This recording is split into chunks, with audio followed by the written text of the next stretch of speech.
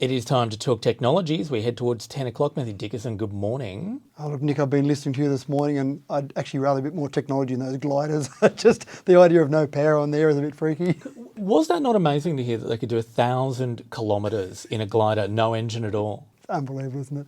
And it's actually interesting when you fly out in that direction, and I've flown out in commercial aircraft to, say, Cobar, and as you're flying along, the pilot will say, oh, we'll just keep a bit of an eye out for gliders here at the moment. They can hear us, but they can't communicate back to us. So everyone on the plane sitting around and they've got eagle eyes looking out for these glints of metal from the gliders. But yeah, quite fascinating. The more Beryl describes it, the more I actually want to give it a go. Yeah, go for it. As a passenger. I'll I watch think, you from the ground. Yeah, I think you wouldn't be the only person to suggest that. Look, onto technology, and this is a fascinating one, because back in the day, Apple Macintosh used to kind of promote their computers as not having the malware insecurities, the virus issues that PCs did. They were always regarded as the safer computer. They might have swapped a little bit. It might have swapped a little bit, and I think there was no inherent reason why an Apple Mac couldn't be attacked by a virus. It was really market share. So if I'm sitting at home in my darkened bedroom and I'm going to take over the world with my virus I'm about to write, I can say, well, I can attack those Apple Macs, and they might have had, say, 5, maybe even 10% market share at the time. Or those Windows PCs, well, they've got 85, 90% of the market. I'll go and attack those because that's how I'm going to take over the world. So there was not an inherent reason except market share, but virus attacks on Apple Macs have gone up by 400% over the last year. Now that's starting from a low base, obviously. They did have a lower base, but now because market share is getting a bit higher for Apple Macs, obviously people sitting there wanting to attack some sort of computers out there have decided that maybe the Apple Macs are a good thing to attack. So it's starting to change around, and no longer can Apple go out and advertise that use our computers because they're safer than those Windows PCs from malware and viruses. Has that been maybe part of the problem, that Mac users have been a little complacent because they've thought they were safe by default? Well, and that you've hit the nail on the head, because there was that subtle marketing from Apple to say, don't worry about it, it's all okay, these computers are safe. Then many people that use Apple Macs haven't even worried about antivirus software. And so now it's richer pickings for some of those people wanting to write viruses. There's a bigger market share and probably not as good a protection. So happy days for those people writing viruses. Well, of course, when we say viruses malware, we're talking about a very large family of intrusions and difficulties with your computer. What are we looking at? Trojan horses? Are we ransomware, the full work? Yeah, and probably ransomware is the one you hear the most about at the moment, because it does have such a big impact, and people are paying that money. So it's really hitting their bottom line because they want to unlock their computer. And of course, paying ransomware is very dangerous. You pay it and you may get your computer unlocked, you may not. It just really emphasises that point about having that backup, having that offline backup, so that you can, if need be, go back to yesterday or the day before. Or I have this really complicated theory that's called the kick yourself theory. However hard you'd kick yourself determines how often you should back up. If you'd lose a week of data, it's okay, then just back up once a week. But if you'd lose an hour of data and you'd kick yourself, then back up every hour. So it's a highly complicated theory, but that's what I wrap my backup strategy around. Look, it's a really smart idea. I quite like that. The other thing, of course, is that, we're talking about ransomware, we're talking about malware.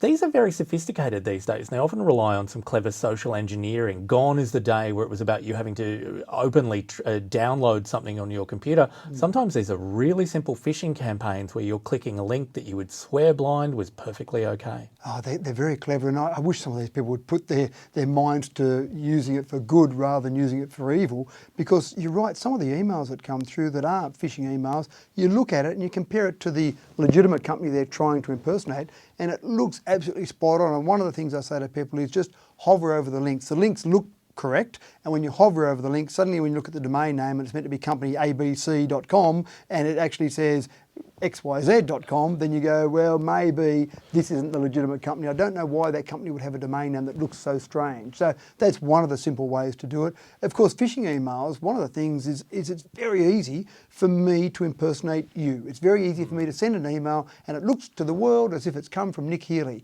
And one of the ways to just make sure it has come from Nic Healey is to respond to that. And if that email goes back to Nic Healey and Nick says, what are you talking about, Matt? I've never sent this email, I don't know what you're talking about, then obviously that's a good little phishing email that's gone out. But most people trust it. When they see an email and in the from box it says Nic Healey at the ABC, people go, oh, Nick sent me an email. So they have complete faith and trust in that. And I've compared it to the post office.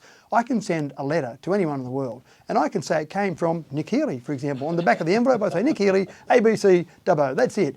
but there's no proof at all that you've ever sent that letter. And that's the way you should think about emails. There's no check to say that it actually came from you when you send that email out. Oh, well, thank you for putting me on a watch list after saying my name so many times in regards to scams. I really appreciate that, Matthew.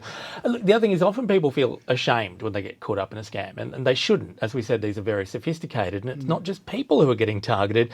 Puerto Rico's government actually lost a lot of money to a scammer as well. 3.8 million they lost. And that was a classic phishing email scam. So they had an invoice there that they knew they owed, a $3.8 million invoice they owed for whatever services were provided. And someone managed to get into, probably not the government system, but the person who sent the email. And they managed to get into their system, and then they just sent another email purporting to be from that company and said, oh, by the way, we've changed bank details. Can you pay that 3.8 mil into this other bank account? And unfortunately, the government said, okay. And they paid that 3.8 mil, and the supplier's sitting there saying, are you going to pay that bill? No, we paid it yesterday. It's all been done. Are you sure you paid it? Yeah, I am. Now, I'm really intrigued. This might be a good session for you to have with someone else, Nick. I don't know legally where you stand with that. I've paid the money to you, I think. So the money's gone from my bank account. You haven't received the money, so you haven't been paid for the services you provided. So where do you stand legally? It's a really interesting one, especially if the person who's expecting to receive the money, if their system was the one hacked and then sent the email, or was the reason the email was sent to say change bank account details, I don't know where you stand legally, but let's not go there. I just say to everyone, be very aware, be very conscious. If you get someone sending you an email saying, please change bank details, it can happen to an employer. An employee can supposedly send an email to their boss and say, please change my bank account. A simple email, but that bank account could be someone else trying to scam some money. Look, I know you don't want to get into the legalities, but certainly if they were making that payment to an international company, that gets even more confusing at the moment. I know the FBI have been called in. Cannot wait to see that. But yeah, next time you're worried that someone might have got a couple of $100 out of you with a scam, spare a thought for Puerto Rico, $3.8 million.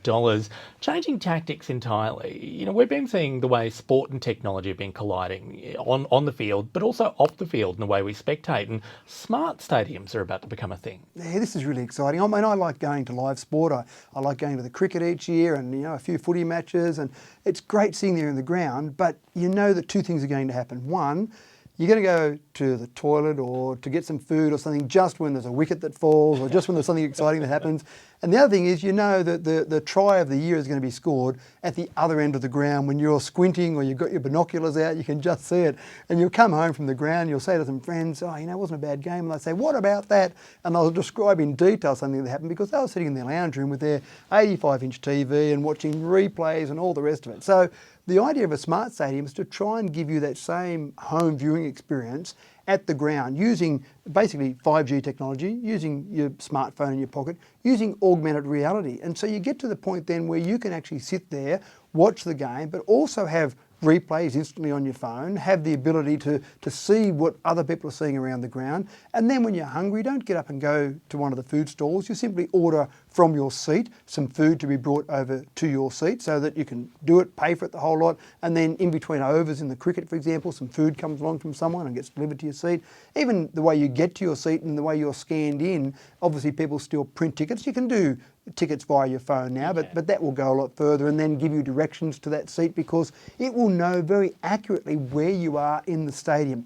The only thing I haven't been able to work out from the smart stadium concept is how you get to go to the toilet at your seat. I don't think they can make that one happen. 5G is not bad, but it's not that good. Look, what in particular about 5G is helping to enable this? Yeah, so probably the main thing that 5G's got lots of advantages, but one of the main things is the number of people in a space, so the density of 5G. So often when you go to a concert or if you go to, even a footy match sometimes, depending how many people are at those games, you'll have trouble getting on the internet, posting, all that sort of thing, because 4G, as good as it is limited in terms of how many people can be in a certain area, you know, per square kilometre, for example. 5G is very good at that, where it can have lots of people crammed into a small area. So straight away, the ability for all those people to be connected. And then the second part is that the actual ability for it to locate your location is much better with 5G. So you've got a couple of advantages there. Of course, 5G has got much greater data throughput and better latency as well, but they're not really going to apply in the smart stadium space. It's really about that density of people and also the ability to locate you. And of course, we're talking about the individual, but you hit on it before. The infrastructure of the stadium is going to greatly benefit from this as well. And I imagine security could be a really big deal. Yeah, that's right. I mean, we've got facial recognition now. If there are some troublemakers somewhere in the crowd, they can be identified very quickly. They can be identified if you're on a watch list for police, for example. So the stadium itself can actually have that monitoring around there. And the Internet of Things is one of the things that really is going to take off with the advent of 5G, because the Internet of Things relies on lots of small amounts of data from lots of devices. So if you had a stadium that was being monitored around the various stadium, for example, how many people are going through different parts of the stadium, the actual throughput of traffic, should we open up some other gates because it's too busy on this particular gate? Do we need to put some extra security? It looks like a fair few people are moving through there, maybe there's some issue happening there. So the ability to monitor what's happening around the stadium via Internet of Things is really important. And while we're talking about those tiny connected devices, I'm imagining cameras on players could provide a whole new viewpoint while you're watching the game. Imagine seeing that from your favourite player's point of view. Yeah, and I'm not sure about the players. Look, I never want to say never with technology. It's going to be a little while before we get that. I mean, on umpires now in cricket, we see the cameras, which is quite fascinating. But imagine sitting in your seat and being able to say, I want to see the umpire view. I want to see, for example, and players in cricket, I can see potentially. In football, I just wonder whether the impact would be too severe for some of the cameras. I mean, some of the impacts there. But look, they're developing things all the time. Anything, as long as it doesn't give anyone a disadvantage. If you remember in Formula One years ago, a couple of the cars had cameras mounted just above the driver's head. Yes. And those drivers complained because of the extra wind resistance of that. So what they did in Formula One was they said every car will have this mounting. Only a couple of the cars will have the cameras because they're too expensive, but every car will have the mounting so there's no disadvantage. So players in football might be the same. They might say, well, if I've got something extra, that might disadvantage me. As long as everyone has the same thing, I'm okay. Well, Formula One always been one of the sports on the absolute cutting edge of technology. Mathew Dickerson, we are coming up to 10 o'clock news. We will have to leave it, but thank you very much. We'll talk in a fortnight. Yeah, thanks, Nick. We are, as I said, just seconds away from your 10 o'clock news.